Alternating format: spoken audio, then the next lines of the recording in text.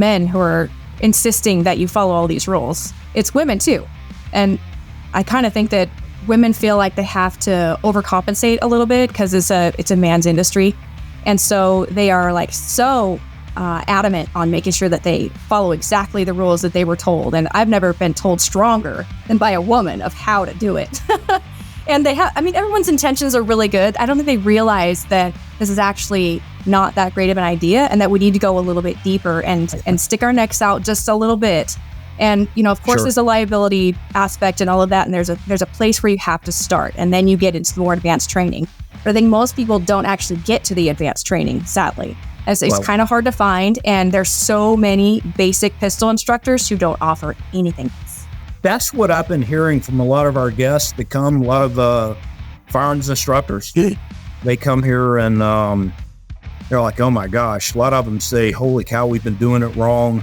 And I'm like, no, you haven't been doing it wrong. You got to start somewhere. It's okay. It's just, we have to keep the psychology in mind when we're doing the physical routines. And you can have someone standing upright and motionless to understand the dynamics of a gun and how it operates. But we call that marksmanship. We don't put a picture of a guy pointing a gun back out. We're not trying to desensitize our guests to a person pointing a gun at them and telling them, don't move, stand upright, motionless, be the perfect target for them to shoot you. While you're concentrating on breath, stance, grip, trigger control, and all this nonsense, right? Right. So we can do this by saying, this is how the mechanics of the gun work. We're shooting a paper plate, a bullseye, something ambiguous, right? Don't let our customers or our guests see a human being or a form. We bring psychology into that at that point. And what we're doing is exactly what military and police do when they stand there in front of armed paper targets pointing a gun back at them, because they have body armor, and you put the plate of the body armor, the most protection, you face the target.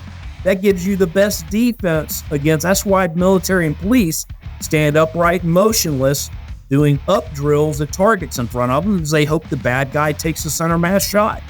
That's how police and military mitigate those risks of training like that. That's scary. That's why they stand up. And also they're paid to do it.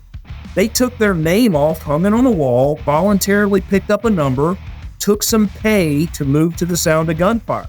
And here's all these things you can mitigate your risk with: body armor, arm backup, trauma kits on you, extra ammunition. Run out of ammunition, there's a vehicle there with more of it. You're loaded for bear. Citizens aren't. Yeah. And we cross those lines between how military and police are training on a flat ramp, one directional range, standing upright, motionless, firing at an armed paper target. They have a different intent and mindset. And if that isn't clearly defined to us, we have the American citizen wandering off into carrying a firearm in a 360-degree environment, thinking, if I see a threat, I need to post up, stop, get a stable platform, and return fire.